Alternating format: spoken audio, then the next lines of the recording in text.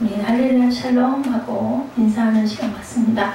할렐루야 샬롬 샬롬 샬롬 샬롬 샬롬. 하나님 사랑합니다. 여러분 주 안에서 사랑합니다. 마지막에 하죠 기도하고. 오늘 본문 여호수아 22장 1절에서 9절 말씀이죠.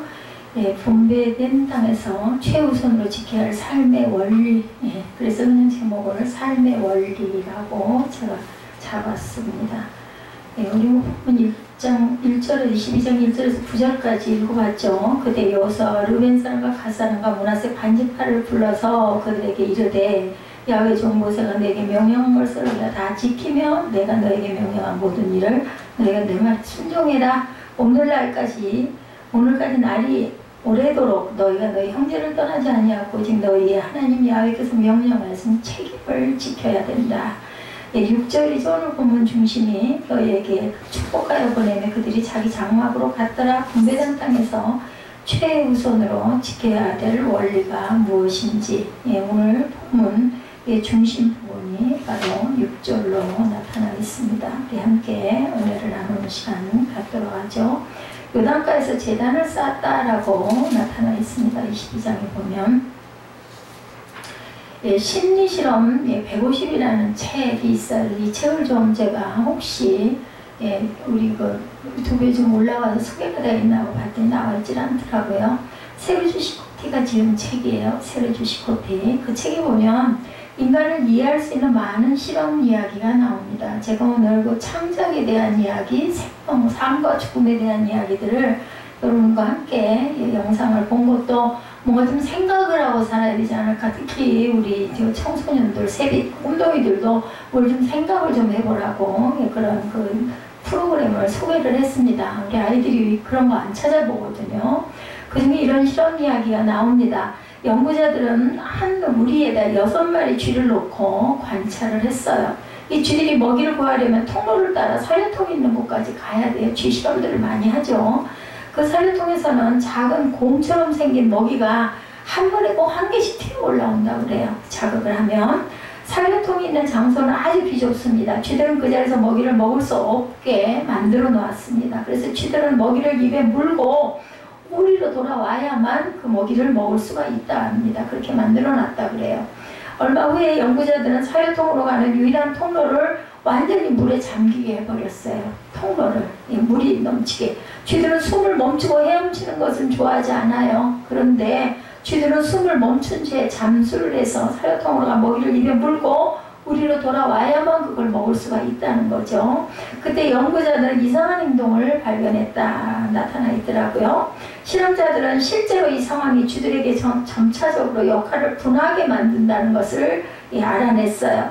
얼마의 시간이 흐르고 나서 실험자들은 쥐들을 세 범주로 분류를 합니다. 첫 번째는 운반자가 있어요. 잠수를 해서 먹이를 운반해 오지만 다른 쥐들에게 번번이 먹이를 빼앗기는 쥐들, 희생자, 운반을 하는데 뺏겨요. 희생자들. 부류예요. 두 번째는 비운반 안 해. 근데 뭐예요? 잠수를 해서 먹이를 가져오는 법 없어요. 다른 쥐들이 운반해온 먹이를 가로채 뭐 하는 사람? 약탈자가 생겼어요. 자, 운반자는 희생자고 운반하지 않는 자는 뭐를 한다? 약탈을 하더라는 거죠. 그 쥐들을 실험을 해봤더니. 셋째는 자율적인 운반자가 나타납니다. 세 번째 부류는 먹이를 운반해 오되 다른 쥐들에게 빼앗기지 않는 쥐들 갖고 와서 자기가 잘 먹는 거예요. 성공이죠. 강한 자. 살아남는 자죠. 실험 대상의 생쥐는 식용쥐든 생쥐든 아무런 상관이 없었다고 합니다. 종류는 관계가 없었어요. 연구자들은 자율적인 운반자를 포함해서 운반자 쥐들이 항상 50%, 비운반자 쥐를 역시 항상 50%인 거 반반이었다는 거죠. 설사 6마리의 운반자 쥐만을 따로 옮겨 놓는다 해도 일정 기간이 지나면 거기서도 세 가지 비중가 나타났다. 비운반자, 그리고 또한 운반자, 그리고 그것을 자기가 갖다가 자기가 먹는 그러한 성공한 강한 자. 자, 집단 내에서 역할 분화가 어떻게 이루어지는가를 알아볼 수 있는 실험이었다고 합니다. 집단 내에서 맡은 역할들은 개인의 타고난 성격도 중요하지만 집단 구성원 사이의 상호작용에 의해서 나타나는 것을 알게 됐다고 그래요. 이 시험을 통해서. 집단에는 크게 공식적 집단과 비공식적 집단이 있다고 해요. 인포멀 그룹과 포멀 방법이라고 나타나 있습니다. 어떤 집단이든지 집단이 생기면 집단 구성원들 간의 관계가 이렇게 형성이 된다. 어디에나. 아이들이 소꿉놀이라는 것을 보면 남편이 있고 저도 소꿉놀이를 예전에 했었는데 아주 깨끗하게 닦아가지고 차려놓고 그렇게 소꿉놀이를 했었어요. 아내가 있고 남편이 있죠. 친구 둘이 모여가지고 이제 소꿉놀이를 합니다. 근데 역할을 맡아서 놉니다. 이게 바로 역할 분할의 그 시작이라는 거죠. 집단 그 성원들 간의 상호작용에 의해서 역할 분화라는 과정을 통해서 역할이 생겨나고 개인마다 집단에서 특정 역할을 맡게 되고 그런 그 역할이 규정하는 기본적인 행동들을 한다. 그 소꿉놀이도 마찬가지죠. 공식적 집단에서는 제도에 의해 주어지지만 자연 발성적인 소집단에서의 역할은 시간이 지남에 따라서 저절로 생겨난다. 그래서 과제 역할과 사회 정서 역할이 나타난다 그러죠. 예. 과제 역할을 목표 달성 역할을 하는 사람은 한 집단의 과제 완수 욕구를 해결해주고 집단 내 스트레스와 대인관계에 생기는 긴장감을 풀어주는 사회 정서 역할을 맡은 사람은 사회 정서적 욕구를 만족시켜주기도 한다고 합니다. 그래서 과제 역할이든 사회 정서적 역할이든 모든 역할 담당자들은 집단의 목적을 성취하고 파괴하지 않는 것을 전제로 한다. 그래서 모든 집단은 집단의 질서를 위해서 구성원들에 의해서 확립된 행위의 표준인 집단 규범을 가지게 된다고 해요. 그룹 롬이라고 나타나 있어요. 나라에도 마찬가지죠. 법이 있고 그리고 조그만 모임에서도 회칙이 있고 회사에도 회칙이 있죠. 그 집단 규범이 무엇이냐에 따라서 그 공동체의 성격이 결정되고 그 집단에서 사는 사람들의 삶의 질이 달라진다. 제가 어떻게 보면 예외하고 조금 관계가 없는 부분이기도 한 영상을 여러분들과 함께 보는 건 개인들이 따로 그런 거 잘 안 찾아보게 돼요. 솔직히 말해서 시간이 아무리 많이 남아도. 그래서 함께 보면서 뭔가 좀 생각을 좀 했으면, 생각을 하고 좀 살았으면, 그리고 뭔가 깨닫지 못하는 게 그 순간 설교는 그냥 설교잖아요. 여러분들이 들을 때 어떻게 보면 은혜를 받은 분들은 그렇지 않지만 그렇지 않은 경우에는 그냥 설교를 듣다 보면 은혜가 안 될 수도 있거든요. 그래서 제가 그런 걸 여러분들과 저도 언제 깨닫고 싶고 한 번 더 생각하고 싶어서 봅니다. 사람들은 이런 이상적인 사회를 실현하기 위해서 끊임없이 이 규례들을 업그레이드를 시킵니다. 어떻게 하면 뭘 만들 수 있을까? 유토피아, 낙원을 만들 수 있을까? 여러분 가정에서, 직장에서 또 하나님 개인의 시간에 자기만의 어떤 유토피아를 만들면 기쁘잖아요. 즐겁잖아요. 저도 그렇습니다. 혼자 있으면서도 항상 생각하는 어떻게 하면 좀 더 샬롬의 하루, 샬롬의 순간, 기쁨의 순간을 만들 수 있을까? 그래서 가끔 머리 식히느라고 뭘 좀 볼 때도 기쁘고 즐겁고 너무 복잡하고 이런 게 싫더라고요. 그래서 웃을 수 있고 그 속에서 뭔가 엑기스를 끌어내서 내 내부를, 내 안을 그런 걸로 채울 수 있는 것을 찾고 나면 너무너무 기뻐요. 혼자 있는 방법을 잘, 그리고 시간을 정말 소중하게, 아까도 얘기하죠. 이효령 선생님 제가 굉장히 존경하는 분인데 그분이 얘기하시죠. 자기의 삶을 항상 그렇게 마지막인 것처럼 최선을 다해서, 그분도 아마 암이시기 때문에 언제 돌아가시면 얼마나 보기에는 그죠? 방송에 나타났기 때문에 모습이 그 세밀한 부분까지 보일 텐데도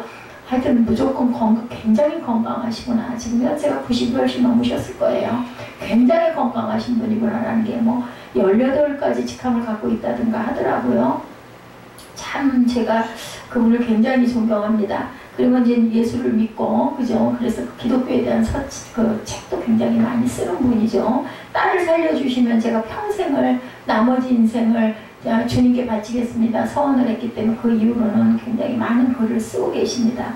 인간에 관한 인간의 착취가 없는 모든 인간이 개인의 전면적인 발전을 이루는 세계, 이러한 세계에 대한 동경이 모든 시대에서 모든 인류가 가졌던 공통적인 이상이다. 아까 쥐 실험에서도 나타났죠. 착취를 당하는 사람이 있고 운반을 했는데 결국은 그것을 다 빼앗기고 빼앗는 사람이 있죠. 근데 나머지 한 부류는 그게 딱 세 부류로, 6마리의 쥐를 실험했을 때 세 부류로 나타나는 마지막 부류에는 그것을 자기가 운반에다가 자기가 먹는 그런 강한 자만이 살아남는다라는 얘기도 있죠.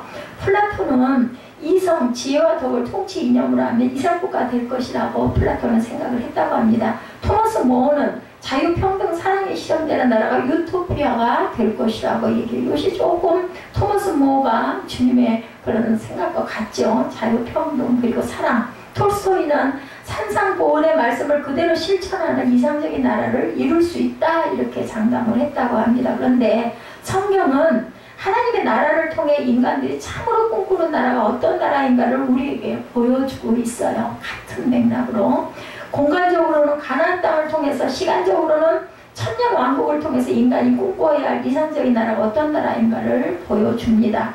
오늘 성경에 우리가 꿈꿔야 할 가나안 땅은 어떤 곳인가 하는 것을 보여주고 있습니다. 이제 아브라함에게 약속한 가나안 땅에 이스라엘 민족이 드디어 정착해서 살게 됐어요. 22장이 아무것도 거기까지 이제 걸어온 거죠.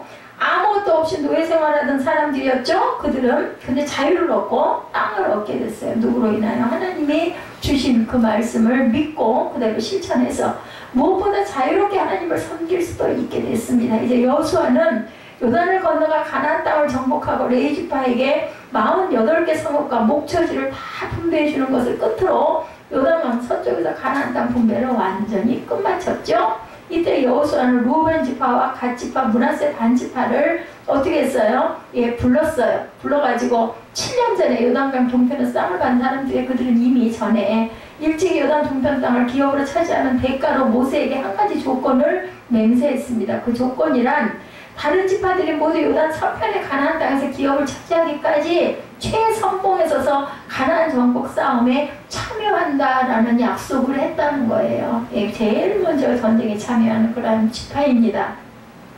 그런데 그들은 약속을 다 지켰어요. 오늘 본문 2절에 약속을 다 지켰다고 나타나죠. 22장 2절에 그들에게 이르되 야훼 종 모세가 너에게 명령한 것을 너희가 다 지키며 내가 너에게 명령한 모든 일을 너희가 순종하며 라고 나타납니다. 순종을 했어요. 그들은.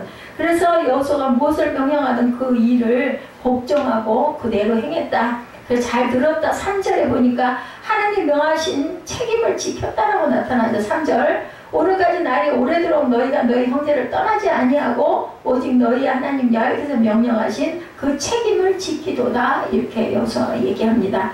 쉬운 일이 아니죠. 용사 4만 명가량이 7년 동안 가족을 떠나 가나안 남부전쟁과 가나안 북부전쟁을 치르면서 불평하지 않고 참석했다라는 것은 거의 기적과 같은 일이에요. 그죠? 늘 생명의 위협을 받는 전쟁터, 그것도 최전방에 나가서 싸운 사람들입니다. 얼마나 많은 사람들이 자그마한 이익 앞에 약속을 어기고 변질을 합니까? 우리 사회에서도, 직장에서도 그렇죠. 제가 그래서 아까 그 여러 가지 이야기를 여러분들에게 쭉 풀어서 말씀을 드렸어요. 집단이 그런 집단으로 나뉘죠. 하다못해 애기들이 소꿉장난을 해도 하다 보면 엄마가 정해지고 아빠가 정해지고 체계가 세워지는데 유익과 편리와 쾌락 앞에 무릎 꿇고 하나님의 약속과 말씀을 모처럼 헌신짝처럼 버리는 그런 사람이 얼마나 많이 있었을까. 뭐 오늘날도 마찬가지죠. 그러나 그들은 전쟁이 그쳤는데도 여호수아의 명령이 있기 전까지 그들은 떠나지를 않았어요. 어떻게 보면 훈련이 돼서일 수도 있을 거예요. 7년 동안 그렇게 계속해서 했기 때문에 그들은 전쟁이 그쳤는데도 절대 그 자리를 떠나지 않았다. 마지막 단계인 가나안 땅 분배 13장에서 21장까지 다 참석을 하죠. 자신들과는 아무 상관이 없는 일이었어요. 공동체를 위하여 끝까지 책임을 완수합니다. 지도자에 대한 충성, 이스라엘 국가에 대한 애국심, 그리고 하나님에 대한 신앙심이 대단한 사람들이었다는 거죠. 루벤, 갓, 므낫세 반지파 이분들이 그랬다는 거죠. 이때 여호수아는 모든 사명을 완수한 두 지파 반을 가족이 있는 곳으로 보내주는 장면이 나타납니다. 6절이죠. 보내기 전에 그들에게 축복을 해주셔서 제가 6절을 중심 주제로 잡았습니다. 여호수아가 그들에게 축복하여 보내면 그들이 자기 장막으로 갔어요. 축복을 받고 떠나갔습니다. 제가 유원정 집사를 그래서 기도를 시켰어요. 처음에는 예배에 말씀을 듣지를 못하는 집사님을 대표 기도를 시키는 건 이건 아니지 않아 하는 마음이 들어서 포기를 했는데 마음에 그래도 대표 기도를 하면 본문은 읽을 것이다 라는 마음이 와가지고 제가 그게 중요한 게 아니라 이게 중요하겠구나 싶어서 하나님은 한 영혼도 천하보다 귀하게 여기시죠. 그래서 은혜를 그렇게라도 은혜를 본인이 입술로 고백하는 기도를 하면서 말씀을 읽으면서라도 잠깐이라도 그저 입술로 고백을 하면서 예배에 참석할 수 있게 하는 게 중요하겠다는 생각이 든 것처럼 축복을 하죠. 우리가 고생할 때 함께 참여한 사람이 굉장히 고맙습니다. 내 고생스럽고 힘들 때 내 옆에서 힘을 주고 그리고 또 북돋워 주고 위로를 해주는 그런 제가 말씀드렸죠. 예, 며칠 전에 누군가가 얼음 냉수 한 컵을 준 게 그게 예수님이 소자에게 냉수 한 그릇을 준 것이 바로 나를 대접하는 것이다. 그 말씀이 다 마음에 떠오르면서 너무너무 고마운 생각이 들더라고요. 고마움은 또 표현하는 게 좋죠. 새벽에 그 고마움을 표현했더니 그 아무것도 아닌 것에 감동한 목사님 너무 감사합니다. 오래오래 뵈요 하고 그 문자가 거꾸로 왔는데 또 그걸 보니까 저도 또 반갑더라고요. 그러면 이제 어떤 관계가 형성이 될까요? 예전보다 더 친밀한 관계가 형성이 되겠죠. 뭘 받으려고 해서가 아니라 따뜻한 시선 한마디, 먼 길을 혼자 그렇게 이렇게 달려오시는 거 이 더운데 이런 생각을 하면서 돌아갈 길을 염려해 주면서 그 얼음 냉수 한 병하고 커피 한 잔을 전 세상에서 그렇게 맛있는 커피를 먹어본 적이 없는 것 같은, 많이 먹었겠지만 그거 끓여서 타준 것도 아니에요. 그냥 뜨거운 물 가가지고 부어서 처음에 한 거는 자기 먹는 용으로 해서 너무 이렇게 물을 많이 부었다고 그러면서 그래서 그럼 나 그냥 안 먹고 그냥 냉수만 먹고 갈게요 했더니 나중에 타가지고 쫓아왔더라고요. 근데 그게 그렇게 맛있었어요. 목회자도 교회가 어려울 때 함께 동역자가 되어 일해주고 하나님을 신실하게 섬긴 사람을 보면 정말 세상에서 그렇게 이쁠 수가 없어요. 너무나 고맙죠. 언젠가 어렵게 교회를 개척하고 건축해서 교회를 잘 섬기는 목사님의 간증이 올라와 있는 것을 봤는데 정말 저도 감동을 했습니다. 예, 그 교회도 저희 교회처럼 상가교회에서 개척해서 교인들이 조금 많아져서 교인들이 자신을 듣는 한쪽에서 엄청 비난하고 어렵게 굴었던 그 적이 있었다고 그래요. 그럴 때 어떤 집사님 한 분이 그 목사님을 위로하면서 흔들리지 않고 교회를 끝내 그렇게 열심히 꾸준히 섬기더랍니다. 그리고는 그분이 가지고 있는 땅을 헌납을 했어요. 교회에다가 교회 지을 터를 마련을 하게 됐다고 그래요. 목사님과 집사님은 그것을 교회를 짓기 위해서 열심히 기도를 했다고 합니다. 근데 그만 그 집사님이 교통사고를 당해서 돌아가시게 됐어요. 교통사고로 인해서. 아마 그러면 주변에서 그럴 거예요. 교회를 그렇게 열심히 섬기고 그리고 땅까지 그 귀한 땅까지 교회에다가 헌납을 했는데 돌아가신 얘기 하나님이 계셔 안 계셔 이런 소리도 했을 건데 병원에 쫓아갔습니다. 집사님은 목사님 죄송해요. 끝까지 힘을 보태드리지 못해서 어떡합니까? 그리고 안타까워하더랍니다. 그리고는 천국으로 가셨어요. 그 목사님은 울면서 집사님 살아야 돼, 꼭 살아야 돼. 그렇게 그냥 부르짖었는데도 결국은 돌아갔다고 그래요. 집사님은 그곳에 교회를 잘 지어달라고 목사님께 유언까지 하고 돌아가셨대요. 의식을 잃어가는 집사님께 목사님은 내가 꼭 집사님의 소원을 이뤄드릴게 라고 맹세를 했다고 합니다. 교회를 진짜 지었어요. 10수년이 걸려가지고 내가 김 집사님 내 방에 모시게 살게 라고 약속을 했다고 그러죠. 그래서 그 목사님은 교회를 건축해서 많이 부흥하여 지역사회를 섬기는 교회가 됐는데 그 교회를 지을 때 약속한 대로 집사님의 유골을 교회에 모셨다고 합니다. 지금도 교회 머리돌 밑에다가 그렇게 그 유골을 그 함들을 이렇게 심어 놓는 그런 교회들이 많이 있습니다. 그리고 지금 성리순례에도 가보면 지난번에도 우리들 봤죠. 그분들의 그 유골함들이 다 그 기가 막힌 대리석 밑에 그렇게 다 안치가 돼 있죠. 얼마나 저는 이 김 집사님이 정말 축복을 받은 분이라는 것을 제가 이걸 보면서 생각을 했습니다. 목사님은 교회를 출근할 때마다 문을 열고 김 집사 나왔어 잘 잤나? 그리고 끝나서 돌아갈 때는 내가 돌아왔어 오늘 하루도 잘 지냈어 자네도 잘 지냈나? 항상 그렇게 인사를 하고 나가시고 들어오신다고 합니다. 고은 목사님 글 여러분들 잘 아시죠? 그분도 암으로 엄청 고생을 하셨어요. 청년 시절에 주님을 만나서 폐결핵을 치유받고 목사가 되셔가지고 50명의 성도와 함께 10년 동안 2,400평의 교회를 건축을 합니다. 그분도. 그리고 그 현장에서 가나안의 복을 누리며 살아야 할 그들에게 진정한 가나안 땅에 대한 것을 전했다고 하니 그분이 지금도 몸이 굉장히 나쁘세요. 안 좋으신데 한 장에 어떻게 어디로 네. 55세에 위암말기 판정을 고은 목사님이 받으셨대요. 췌장과 12장 임파선에 암이 전이된 심각한 상태였다고 합니다. 제가 오늘 굉장히 그 몸이 아프는 부분이 굉장히 많이 편해서 이상하다는 생각이 들 정도여가지고 기적인가 하는 생각을 제가 하고 있어요. 지금 깊은 좌절감이 찾아왔을 때 성도들이 희망을 줬다고 그래요. 한 집사님이 밥을 먹다 말고 부인에게 울면서 하나님이 우리 목사님 살려주지 않으면 나 예수 안 믿어 했다 그러죠. 그리고 엉엉 울었대. 그러니까 이게 남자 집사님이었던 것 같아요. 당시 똑같이 암 말기 투병 중인 권사님이 계셨는데 그 여자 권사님, 이 권사님이 교회에 나와 기도하면서 제가 천국 갈 때 혼자 가지 않게 하시고 목사님 암 내가 갖고 가게 해주세요. 계속 기도했대요. 나를 데려가시고 우리 목사님을 살려달라고 기도를 했는데 정말 그분이 천국을 가시고 나서 이 고은 목사님이 병에서 이겼다고 합니다. 예, 생명을 단축시켜 주시고 목사님 생명을 연장시켜 달라고 밤새도록 기도를 하고 집에 가가지고 돌아가셨다고 그래. 유언으로 남기고. 그 고은 목사님은 피트성이라도 살라라는 말씀으로 응답을 받아요. 에스겔 16장 6절에 나타나 있습니다. 그리고 기적적으로 살아났고 교회는 더욱더 부흥했다고 하죠. 고 목사님은 수기 말미에 자신의 수기, 이분 시인이잖아요. 잃은 것과 얻은 것이라는 시를 남겼는데 내용에 보니까 나는 암으로 인해 내 생애의 중요한 몇 가지를 잃었다. 위 절반, 12제장, 최장, 절반씩을 나는 잃었고 암으로 인해서 내 생에 아주 소중한 많은 것을 얻었다. 이런 시를 발표했다 그래요. 남아있는 것들에 대한 소중함을 아는 변화의 체험, 병들고 고통을 당하는 사람 곁에 다가갈 수 있는 위로의 체험, 날마다 하늘만 바라보며 살아가는 소망의 신앙. 나는 암으로 인해 약간의 손실은 있었지만 계산할 수 없는 더 많은 은혜를 얻었다. 이게 시 내용이에요. 제가 지금 읽어드린 게 제가 뜻을 설명해 드린 게 아니라 이게 시예요. 그냥 나는 암으로 인해서 내 생에 중요한 몇 가지를 잃었다. 위 절반, 약간의 12장, 약간의 최장. 나는 암으로 인해 내 생에 아주 소중한 많은 것을 얻었다. 남아있는 것들에 대한 소중함을 아는 변화의 체험. 병들고 고통당하는 사람들 곁에 다가갈 수 있는 위로자의 체험. 날마다 하늘만 바라보며 살아가는 소망의 신앙. 나는 암으로 인해 약간의 손실은 있었으나 실로 계산할 수 없는 더 많은 은혜를 얻었다. 아까 그걸 얘기하죠.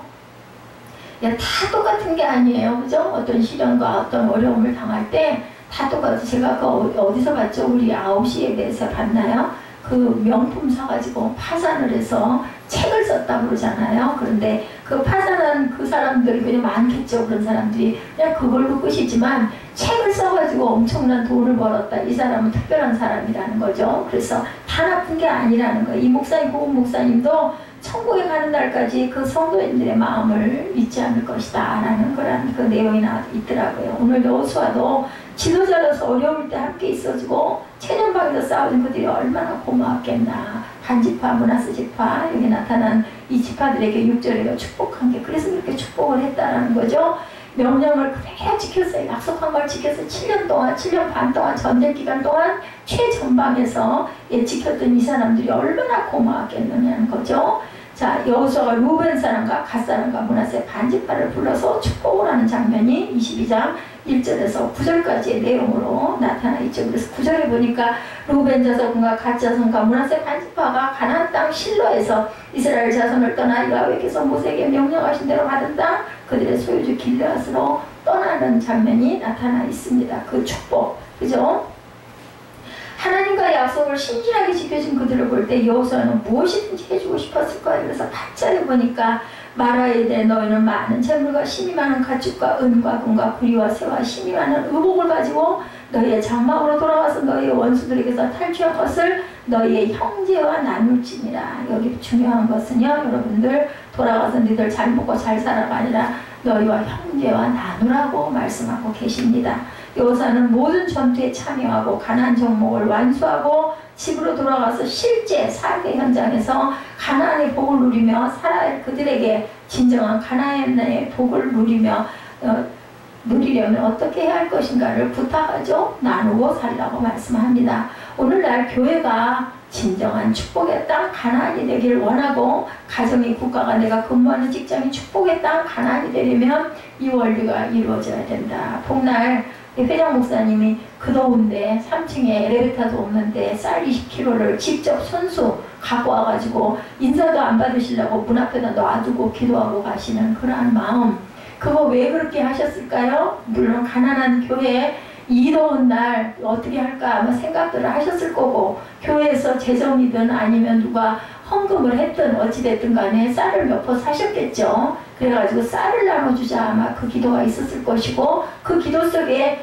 죄송하게도 감사하게도 새생명 새벽교회가 마음에 왔으니까 저한테 전화를 해서 상처받을까봐 이거 드려도 괜찮겠습니까? 까지 여쭤보시고는 그거를 그렇게 놓고 가신 거 땀이 얼마나 흘렀겠어요. 직접 손수 들고 올라와가지고 그리고 말씀이 아이들을 데려다주고 데리러 와야 운전수 노릇도 하시는 거예요. 그 목회장 목사님이 해야 되기 때문에 시간도 없고 또 덥고 땀도 나고 또 커피 한잔 해야 되고 얘기하다 보면 시간 가니 내가 그냥 이렇게 가겠습니다. 그래서 저도 그냥 있었어요. 제가 불을 꺼놓고 앞에만 불을 쬐끄맣게 켜놓고 있는데 목사님 제가 마중을 할게요. 그랬더니 하지 말라고 그러시더라고요. 이게 그런 마음이죠. 나누는 마음, 섬기는 마음.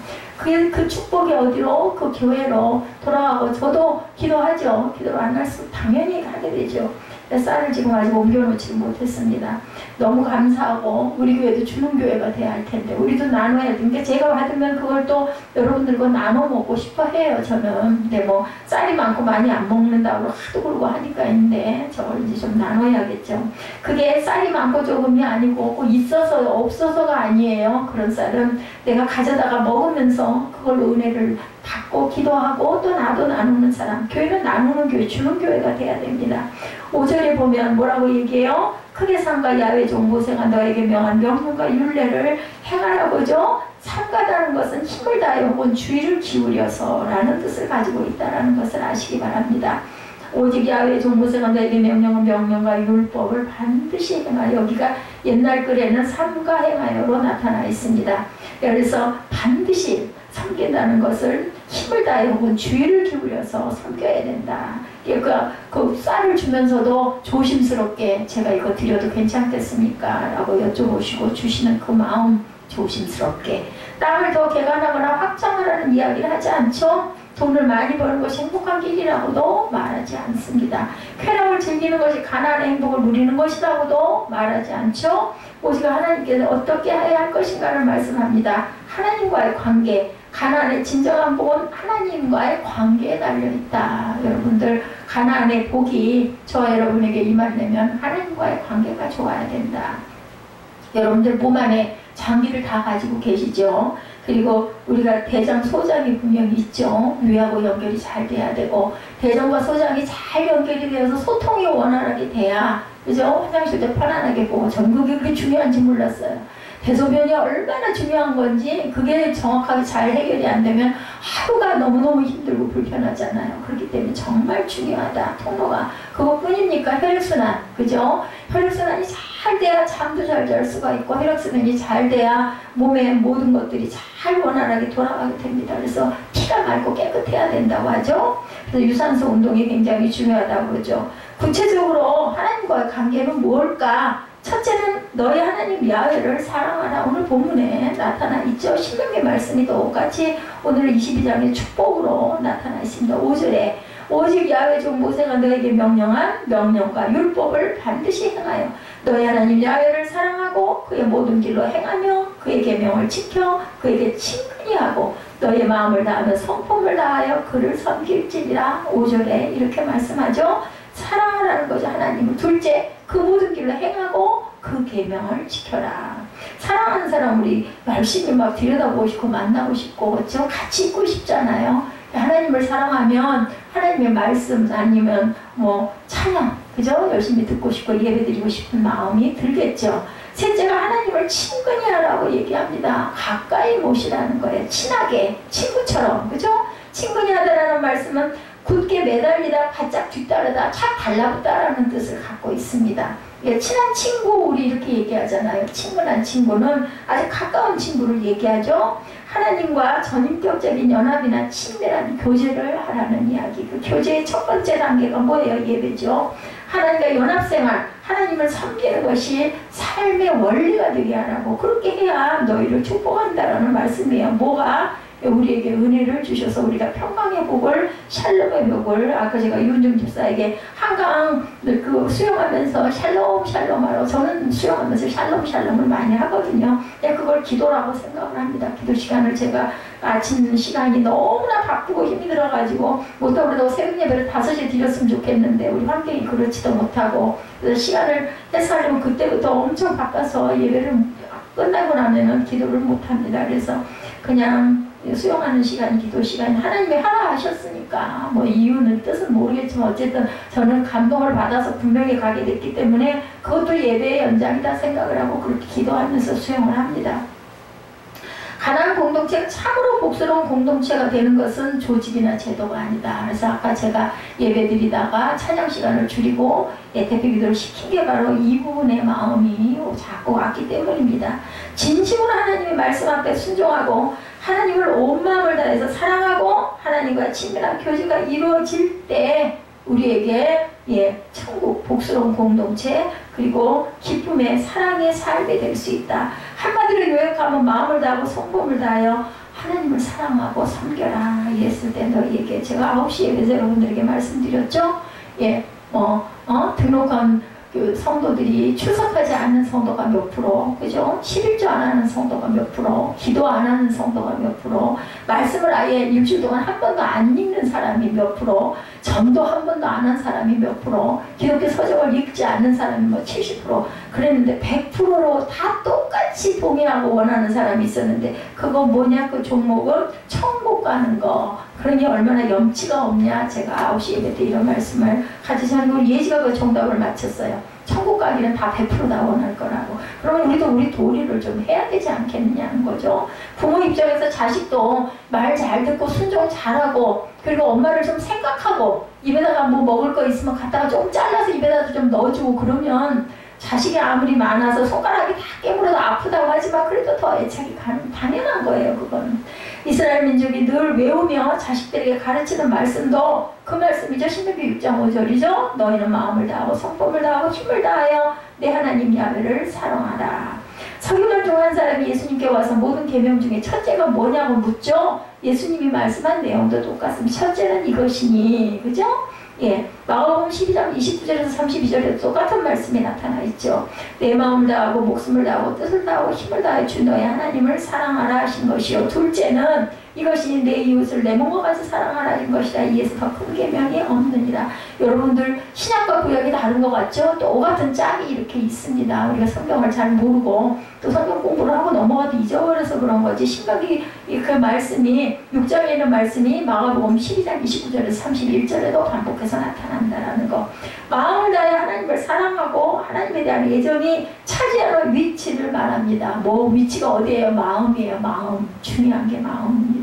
사람 사랑하는 게 어디서 일어나요? 마음에서 일어나죠. 그 마음이 뇌의 작용에 연결되어 있다고 하죠. 우리가 뇌로 느끼는 거죠. 너무 이뻐, 나 너무 사랑해, 너무 좋아. 이 마음이 일어난다는 겁니다. 목숨을 다하는 말은 하나님과 하나님의 일을 위해서 우리 존재의 본질을 드리라는 거예요. 목숨보다 중요한 게 없잖아요. 목숨 끊어지고 나면 끝이잖아요. 그런데 그 목숨을 다하라는 거예요. 그렇게 해서 하나님을 사랑하라는 겁니다. 그리고 뜻을 다하라는 말은 이성의 기능을 동원하여 하나님의 사랑에 대한 생각을 가지라는 뜻. 내 뜻이 거기 있어. 우리 이렇게 얘기하지 않습니까? 힘을 다하라는 말은 우리의 재능과 능력을 종합해서 모든 걸 다 들여서 사랑하라는 뜻을 갖고 있다. 그래서 굉장히 중요합니다. 목숨과 그리고 마음과 목숨과 뜻과 힘을 다해서 하나님을 사랑하라. 예수님께서 요한복음 13장 34절에 증거하시죠. 새 계명을 너에게 주노니 서로 사랑하라. 내가 너희를 사랑한 것 같이 너희도 서로 사랑하라. 너희가 서로 사랑하면 이로써 모든 사람이 너희가 내 제자인 줄 알리라. 그렇게 했을 때 모든 사람 예수의 제자야. 예수님의 제자야. 이런 얘기를 한다.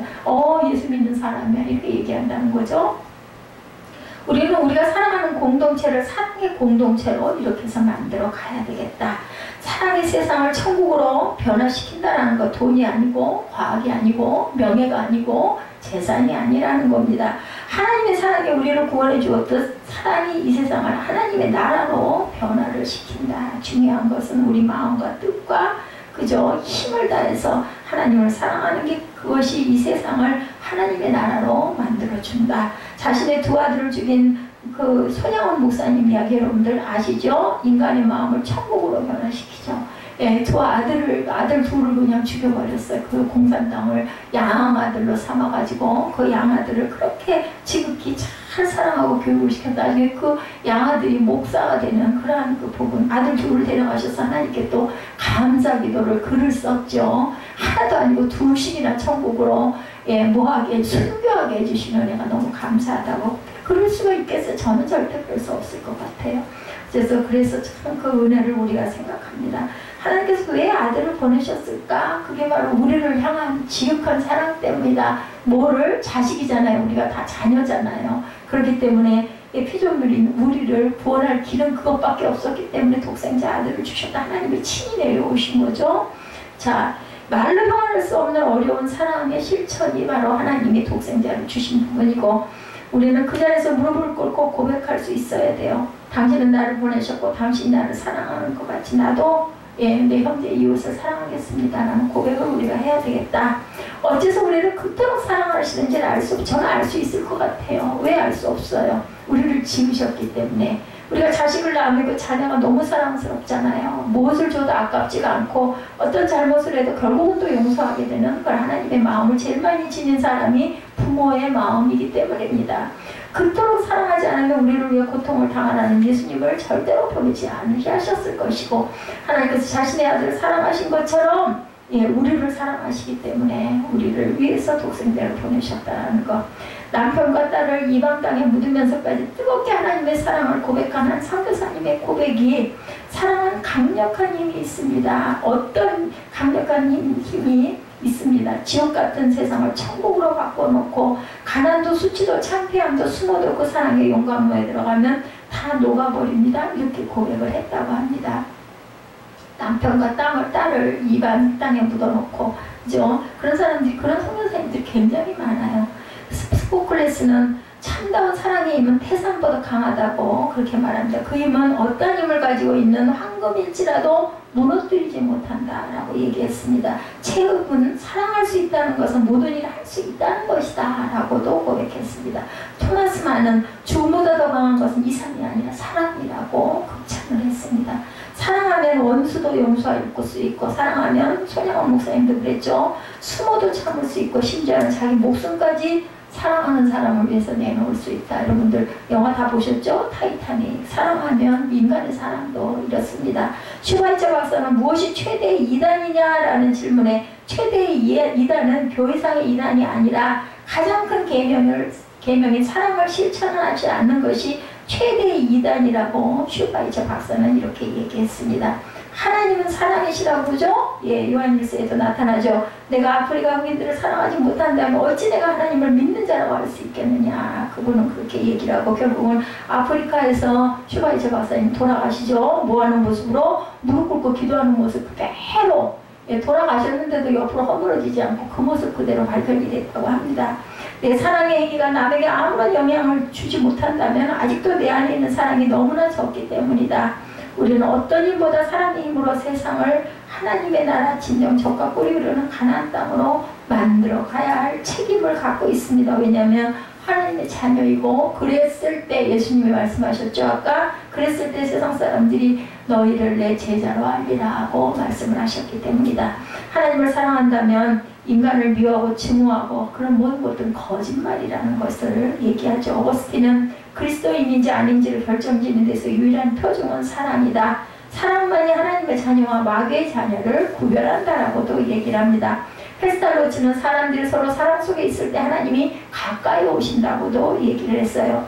톨스토이는 어디서도 하나님을 본 사람은 없지만 우리가 서로 사랑하면 하나님은 우리 품 안에 깃들게 될 것이다 라고도 고백을 했습니다. 기독교 철학자로 라브리 운동을 하신 프란시스 쉐퍼 박사는 사랑이야말로 그리스도의 제자된 유일한 표지라고도 얘기합니다. 스탠버거는 그의 책 사랑의 삼각 이론에서 사랑은 세 가지 요소, 친밀감, 열정, 그리고 결정, 책임감 요인들로 구성되어 있다고 결론을 짓습니다.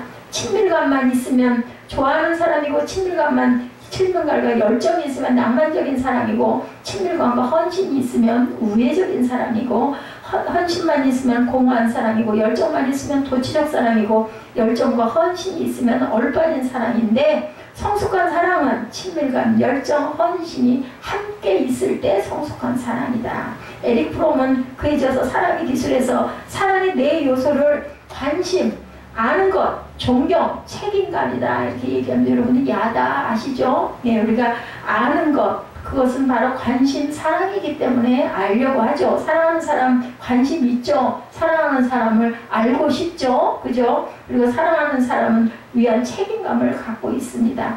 안다는 것은 상대에 대한 사실과 정보의 비밀을 안다는 의미를 넘어서 상대의 인격 속으로 들어간다는 거. 야다라는 것은 합의의 뜻을 갖고 있습니다. 동침의 뜻을 갖고 있죠. 그냥 아는 사람이 아니에요. 그죠? 네가 내 안에, 내가 네 안에, 이런 상태. 예수님이 말씀하신 상태. 사랑하면 자신을 개방해서 알리고 상대방의 인격을 알고 싶어지죠. 누구를 사랑한다는 것은 그를 존경한다는 뜻도 됩니다. 사랑은 상대방을 섬기기로 결심하는 것이라 그죠? 사랑한다는 것은 책임감을 가진다는 뜻도 가지고 있습니다.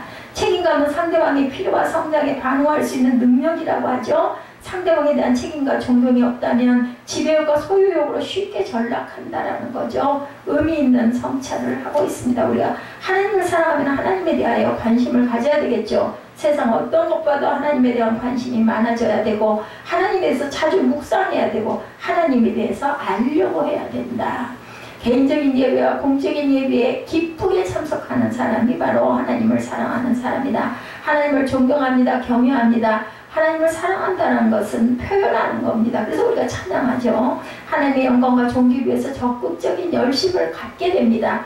하나님께서 주신 사명에 대해서 책임감을 가지고 하나님의 명령에 기꺼이 무제한으로 순종합니다. 성경은 말씀하죠. 내가 사랑의 방언과 천사의 말을 할지라도 사랑이 없으면 소리나는 구리와 울리는 꽹과리가 되고 내가 예언하는 능이 있어 모든 비밀과 모든 지식을 알고 또 산을 옮길 만한 모든 믿음이 있을지라도 여러분들 고린도전서 13장 1절에서 7절입니다. 산을 옮길 만한 모든 믿음이 있을지라도 사랑이 없으면 내가 아무것도 아니요 내가 내게 있는 모든 것으로 구제하고 또 내 몸을 불사르게 내어줄지라도 사랑이 없으면 내게 아무 유익이 없느니라. 사랑은 오래 참고 사랑은 온유하며 투기하는 자가 되지 아니하며 사랑은 자랑하지 아니하며 교만하지 아니하며 무례히 행치 아니하며 자기 유익을 보지 아니하며 성내지 아니하며 악한 것을 생각지 아니하며 불의를 기뻐하지 아니하며 진리와 함께 기뻐하고 모든 것을 참으며 모든 것을 믿으며 모든 것을 바라며 모든 것을 견디느니라. 축복의 땅, 약속의 땅, 족과 의리는 기대의 땅 가나안에서 살아갈 그들에게 주시는 하나님의 말씀 본문 22장 5절 함께 합독하고 결단하시기 바랍니다.